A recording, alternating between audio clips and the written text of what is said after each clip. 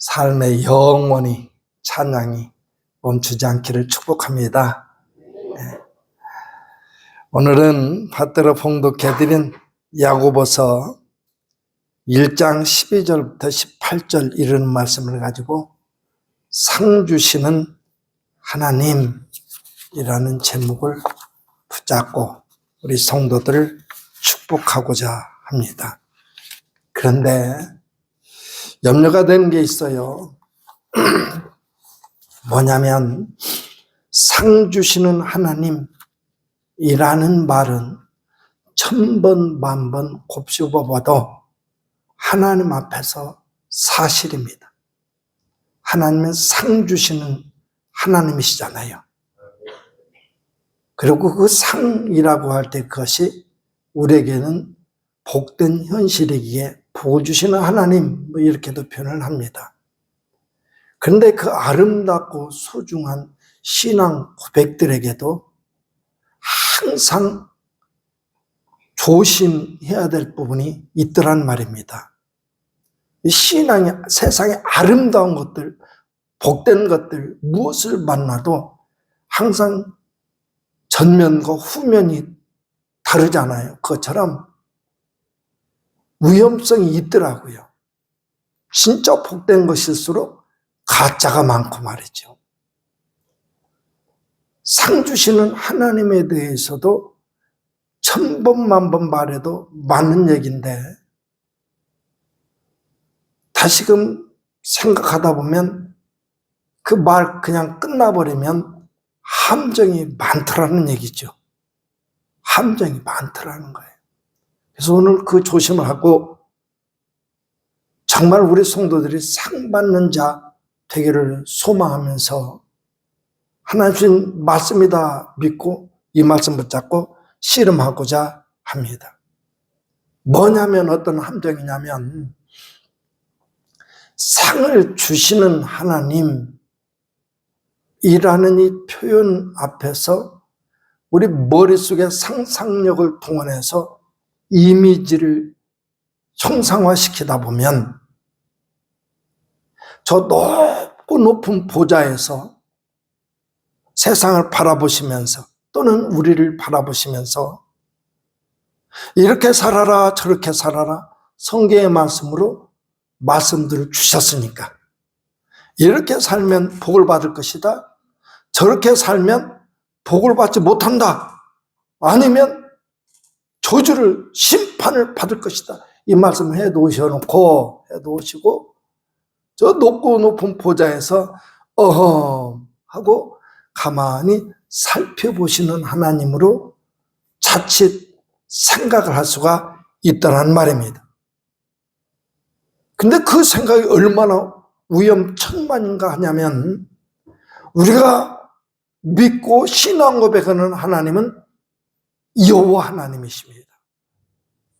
여호와 하나님. 여호와 하나님은요, 적어도 다른 건 다 몰라도 돼요. 딱 하나, 하나님의 백성 이스라엘에게 있어서는 그 이스라엘의 역사의 한복판에 찾아오셔서 높고 높은 보좌에서 어머고 계신 게 아닙니다. 찾아오셔서 그 역사를 참견하시고 간섭하시고 외면할 수 없이 거절할 수 없이 하나님을 고백하게 만드시는 하나님이시더라고요.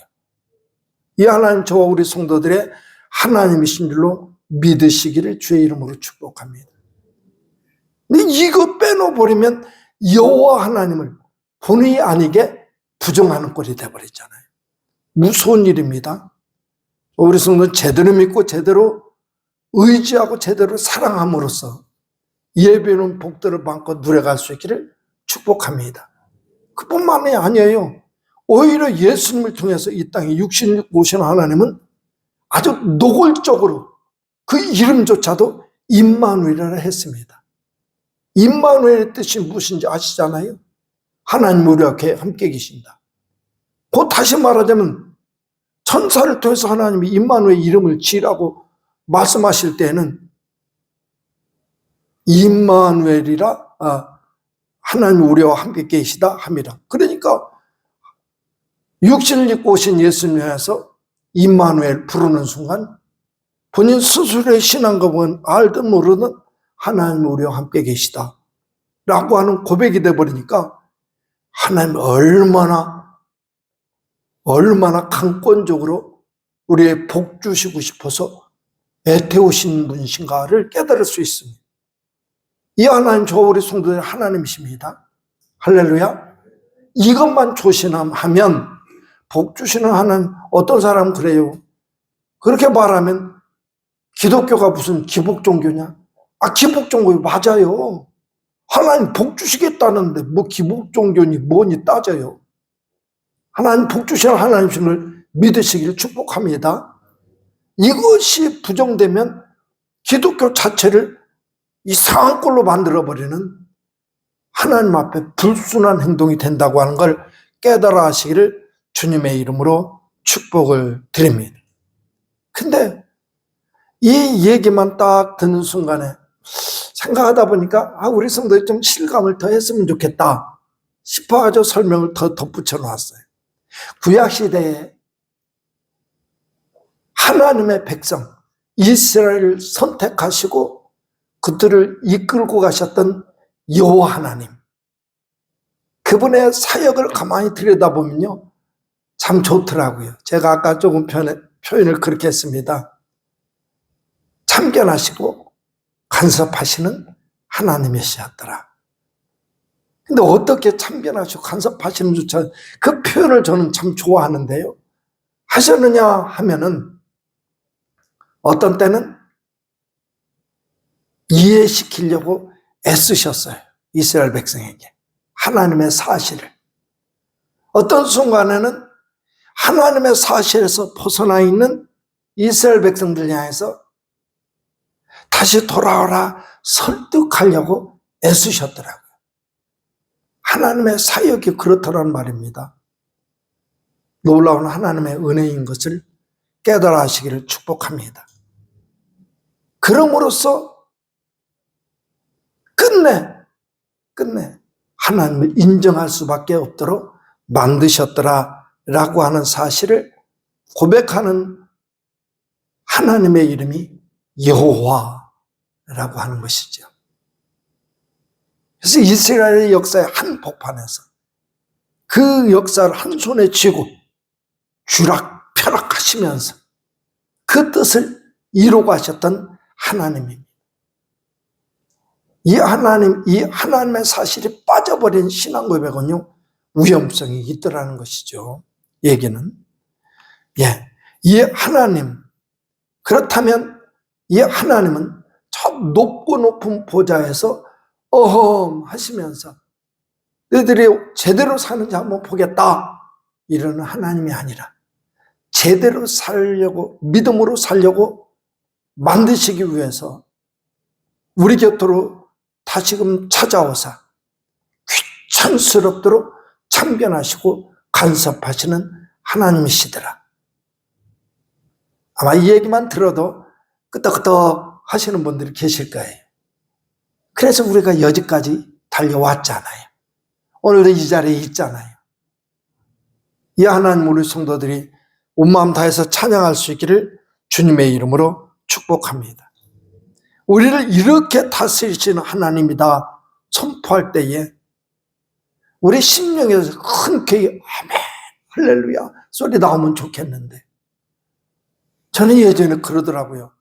이 하나님을 묵상하는데도 제대로 믿겨지지가 않는 거예요. 왜 그러나 해봤더니 이 내 속에 있는 죄악들이, 이 사실들을 내가 알잖아요. 나 같은 죄인을 하나님이 이렇게까지 사랑하신다니 에이 듣기 좋으라고 하는 소리지, 이런 오해도 하게 되더란 말이죠. 근데 그게 아닙니다.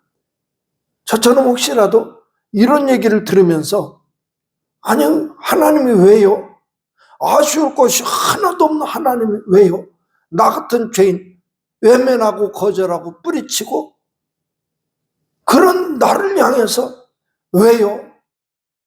이런 소리 할까봐 오늘 본문의 말씀을 주셨습니다. 왜요?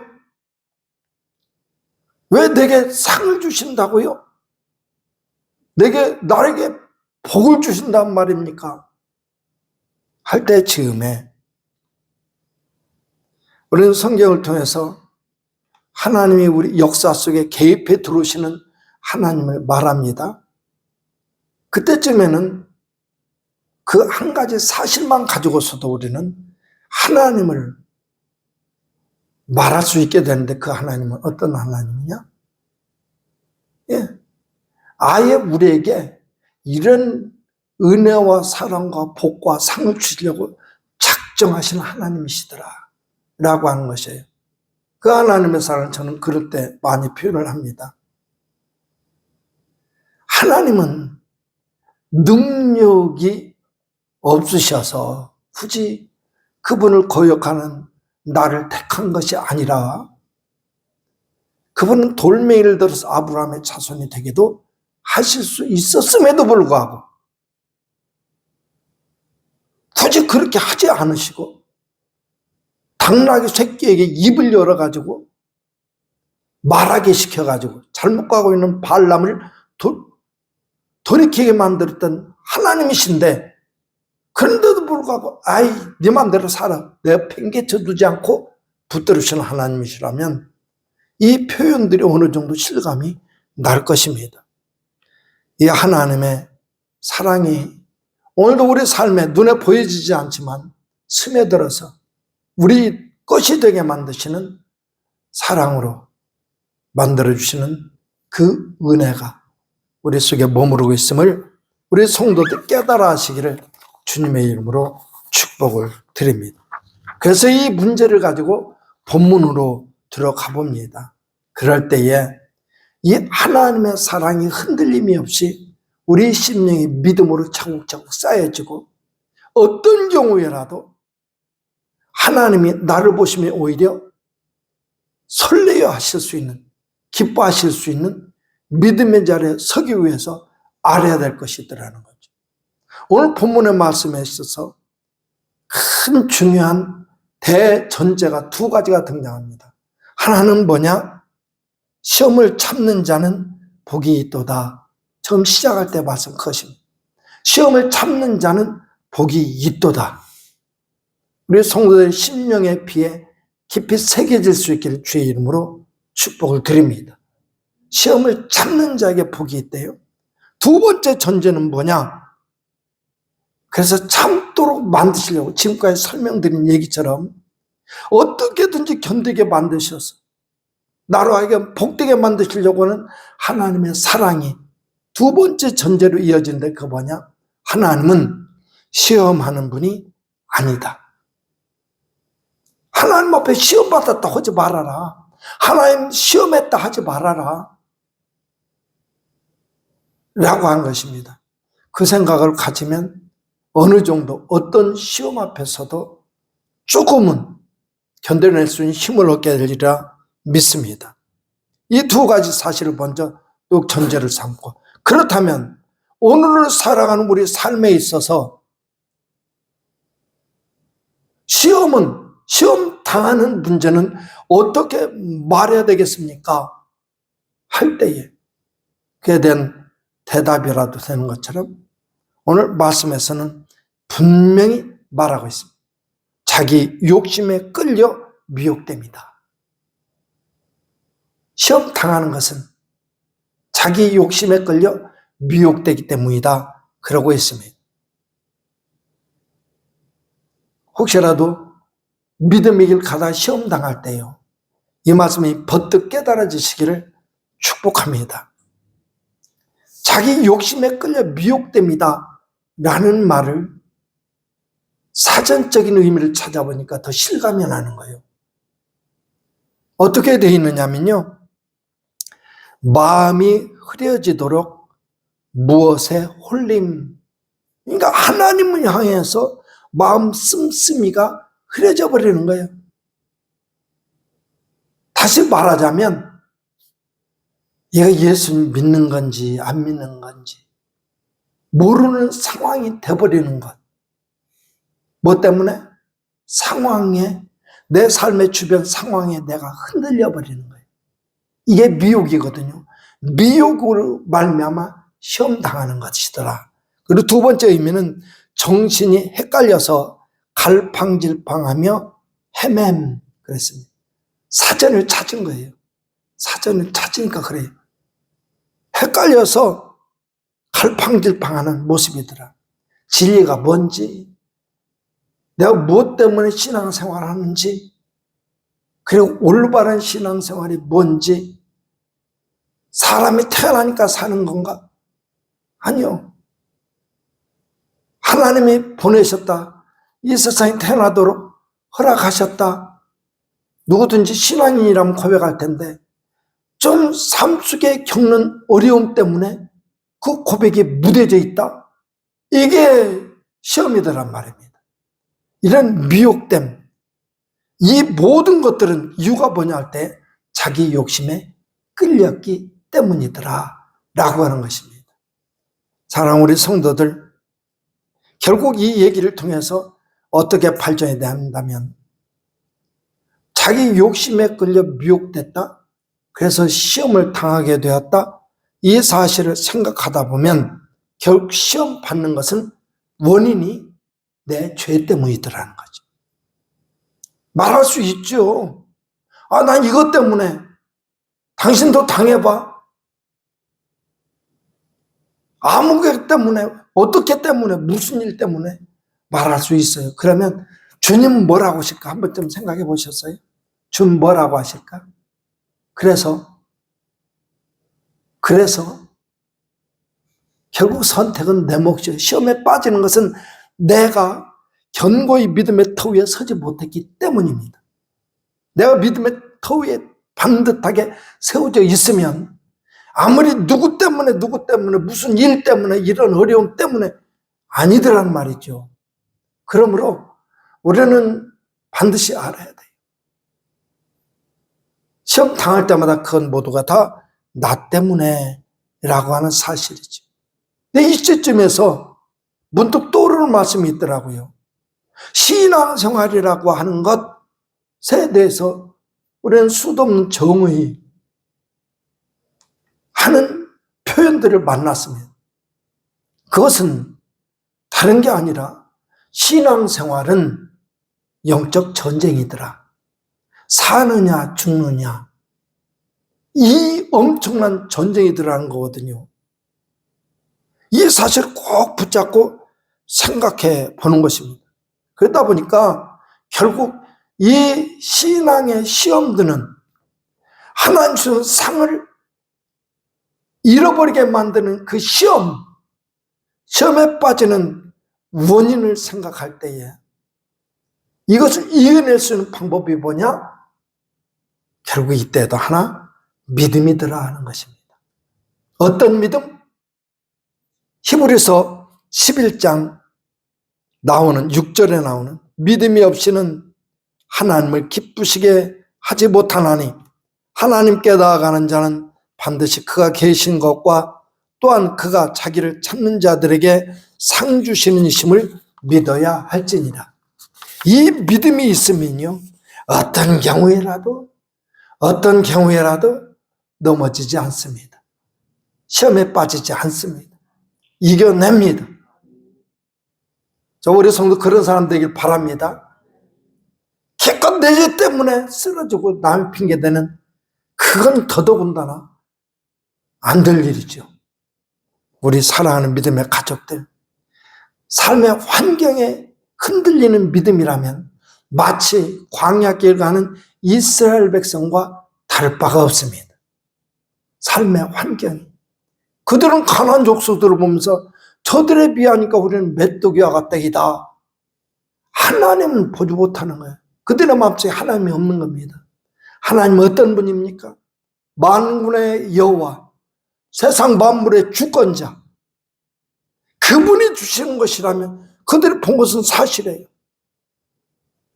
풍성한 수확물, 기골에 장대한 사람들, 그들을 보면서 하나님을 인정했더라면 그들이, 야, 저 가나안 땅은 얼마나 살기 좋은 땅이기에 거기에 사는 사람들이 기골이 장대할까?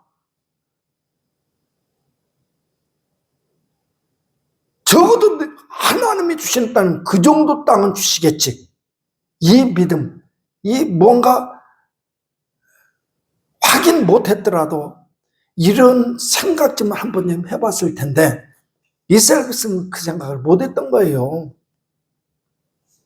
그러니까 신앙생활은 엄청나게 뭐 특별한 것이 아니라 상식적으로만 살아도 될 문제더라고요. 하나님의 은혜 속에서 저 우리 성도들이 이 하나님의 사실을 놓치지 않고 꼭 붙잡고 승리하시기를 축복합니다. 그래서 다시금 본문으로 돌아가서 보다 보니까 말씀들이 하나하나 더 밝혀지기 시작합니다. 시작하면서 하는 말이요. 12절에서 시험을 참는 자는 복이 있나니, 무조건적으로 복이 있다가 아니라 시험을 참는 자라고 그랬습니다. 어떻게 보면요, 신앙의 삶은 정말 복된 삶이죠. 영원한 생명을 누리는 삶이니 얼마나 복된 일이겠습니까? 그 하나님의 사실들이 이루어져 가는 길에 얼마나 질투나고 시험 들고 정말 싫어하는 무리가 있을까 생각할 때에 우리는 잘 알고 있듯이 사탄의 세력이 영납시 그 일을 싫어하더라 라는 생각까지 하다 보면 오늘 이 말씀 다시금 생각해 보는 겁니다. 그래서 시험은 찾아볼 수밖에 없는데 그 시험을 참는 자는 복이 있더라. 어떤 복이냐? 이는 시련을 견뎌낸 자가 주께서 자기를 사랑하는 자들에게 약속하신, 주님께서 자기를 사랑하는 자들에게 약속하신 그것을 상으로 주신다는 얘기입니다. 그럼 자기를 사랑하는 자에게 주시는 상은 뭐냐? 생명의 면류관을 얻을 것임이기 때문이다. 생명의 면류관. 예수 믿는다는 게 믿습니다, 이게 아니더라고요. 믿습니다 해서 믿음이 생기는 것도 아니고 믿어지는 것도 아니고 주님을 인정하는 태도요. 그 인정하는 태도가 어느 정도까지 할 때에 욥이라는 사람이 눈에 밟혀지더라고요. 그 모진 고난 속에서도 어리석어서 하나님을 망령되이 생각할 위험성이 있을 때 한마디의 말씀 앞에 납작 엎드렸던 욥 말이에요. 욥. 하나님의 진리는 멀리 있는 게 아니더라고요. 결국 우리가 하나님을 향해서 관심을 갖는 만큼 하나님 곁에 머물 수 있더란 말이죠. 순간순간 삶의 정황 속에서 어려운 일 당할 수도 있지요. 그러나 어려운 일만이 아니잖아요. 기쁜 일도 견디도록 하나님이 제공하시더라고요. 그럴 때마다 하나님의 사실을 기억하면서 사는 사람은 시험을 이겨낼 줄로 믿으시기를 축복합니다. 그럴 때 비로소 얻을 수 있는 것, 생명의 면류관이라고 하는 것. 그래서 좀 더 고민하고 좀 더 하나님 말씀 묵상하고 현실의 삶을 믿음으로 한번 분석해보며 재해석해보며 하나님의 뜻 앞에 세워가는 저 우리 성도들 될 수 있기를 주님의 이름으로 축복을 드립니다. 그래서 하나님의 사실을 인정하는 그 믿음이 시험을 이기는 비결이다. 이렇게 소개를 해드리는 겁니다. 그리고 히브리서 1장 11장 1절 2절에 보다 보면 그럽니다. 믿음은 바라는 것들의 실상이요 보지 못하는 것들의 증거니 선진들이 이로써 증거를 얻었느니라. 믿음이 왜 오늘 시험을 이기는 능력이 되냐면 믿음으로 산다는 것은 보지 못하는 것들의 증거래요. 지금 아직 보지 못하는 것들, 그것을 이루어갈 수 있는 유일한 길이 오늘 이것이더란 말이죠. 믿음. 그리고 이어지는 말씀은 바라는 것들의 실상이다. 아직 이루어진 게 아니에요. 바라는 것일 뿐이지. 그것이 현실이 된 세계가 믿음의 세계더라. 그러니까 시험을 이길 수 있는, 시험 당할 때 이걸 보지 않고 되어질 앞으로의 사실을 볼 수 있는 그것, 곧 믿음이 시험을 이기는 비결이더라. 이렇게 말을 하게 되는 것이죠. 이런 사람을 이렇게 말했습니다. 저는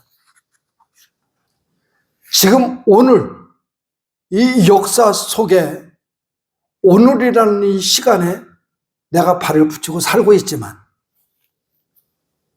그 생각과 삶의 근거가 되는 그 신앙, 그것은 이미 미래를 끌어당겨서 오늘을 살고 있는, 하나님 나라를 살고 있는 태도에서 비롯되는 것이더라 라고 하는 얘기 말입니다. 그래서 저는 우리 성도들한테 그렇게 유혹하고 싶습니다. 히브리서 12장 2절 말씀에 나오는 것처럼 믿음의 주요 온전케 하시는 이인 예수를 바라보자. 우리 사랑하는 믿음의 가족들, 예수님만 바라보며 삽시다. 예수님만 의지하며 살자고요. 예수님만 사랑하며 살자, 이 얘기입니다. 너도 나도 세상 말이야 유구몬이라 할지라도 하나님의 사실을 말하는 데 있어서는 둘째가라면 서로일 만큼 너도 나도 아름다운 간증거리 가지고 하나님을 자랑할 수 있는 성도들 될 수 있기를 주님의 이름으로 축복을 드립니다. 이렇게 주님의 말씀 속에 우리 성도들 세워가는 이유는 주님은 오늘 말씀에서 보여주듯이 그를 사랑하는 자에게 줄 상급을 준비해 놓고 계실진데 하나도 놓치는 성도 없기를 바라는 마음으로 하나님 주시는 말씀이다 믿어지기 때문에 그렇습니다. 날마다 승리해서 우리 주의 마음을 설레게 만들어드리는 복받은 성도들 다 되시기를 주의 이름으로 축복합니다. 그리고 주님 앞에서 하루하루의 삶이 하나님이 주시는 상으로 풍성해지기를 또한 축복합니다. 기도하겠습니다.